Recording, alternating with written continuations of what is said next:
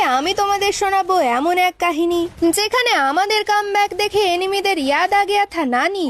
হাজার হাজার বছর আগে যখন আমাদের পরিস্থিতি ফাটা পোস্টারের মতো ছিল, আমি হাতে টুনটুন মাছের লাড্ডু নিয়ে এনিমিদের ফাটানোর ব্যবস্থা করছিলাম, কিন্তু এনিমিরা পাত্তা দেয়নি, সেটা আলাদা ব্যাপার।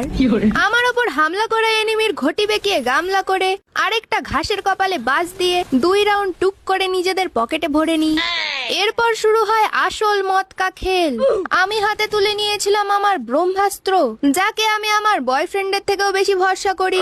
এনিমিরা কাছে আসতে ভয় পাচ্ছিল ঠিকই, কিন্তু আমি স্কোপ করে পাথর ঢেল দিয়ে 2টো এনিমির মাথা ফাটিয়ে দিই।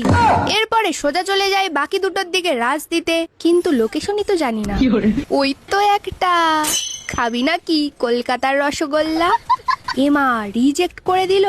দাঁড়াও গাইস, MP40 মরলে চলবে না সিয়া, মরলেই সবাই কমেন্টে নুব লিখবে, কাইসা লাগা। আর তোমরা ভিডিও দেখে দাঁত কেলিয়ে পালিয়ে যাও। Like, comment, follow, share, subscribe কি তোমাদের দাদু করবে?